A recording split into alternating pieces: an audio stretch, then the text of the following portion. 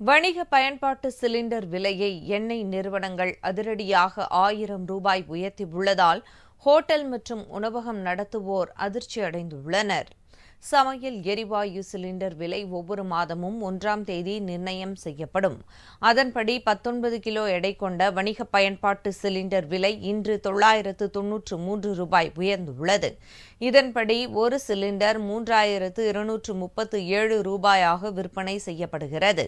அதே நேரத்தில் 14 கிலோ எடை கொண்ட வீட்டு உபயோக சிலிண்டரின் விலையில் எந்தவித மாற்றமும் இல்லை. 928 ரூபாய் 50 காசுகளுக்கு விற்பனை செய்யப்படுகிறது.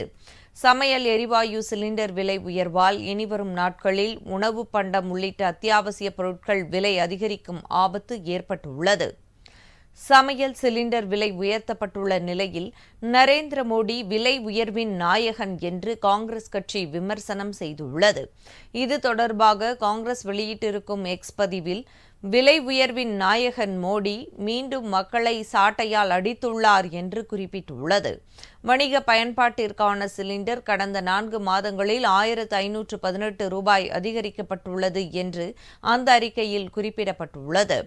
இதனிடையே சிலிண்டர் விலை உயர்வை திரும்பப் பெற மத்திய அரசு நடவடிக்கை எடுக்க வேண்டும் என இந்திய கம்யூனிஸ்ட் கட்சியின் மூத்த தலைவர் முத்தரசன், மார்க்சிஸ்ட் கம்யூனிஸ்ட் கட்சியின் மாநில செயலாளர் சண்முகம் ஆகியோர் கேட்டுக் கொண்டுள்ளனர். மே தினத்தை முன்னிட்டு கட்சி அலுவலகத்தில் கொடியேற்றிய அவர்கள் இந்த வேண்டுகோளை முன்வைத்தனர். வணிக சிலிண்டரின் விலை பன்மடங்கு உயர்த்தப்பட்டிருக்கிறது. வணிக சிலிண்டர் விலை பன்மடங்கு உயர்த்தப்பட்டால் அதன் காரணமாக உணவு விடுதிகள், டீக்கடை தொடங்கி உணவு விடுதிகள், ஹோட்டல்கள் அத்தனையுடைய விலையும் பன்மடங்கு உயரும்.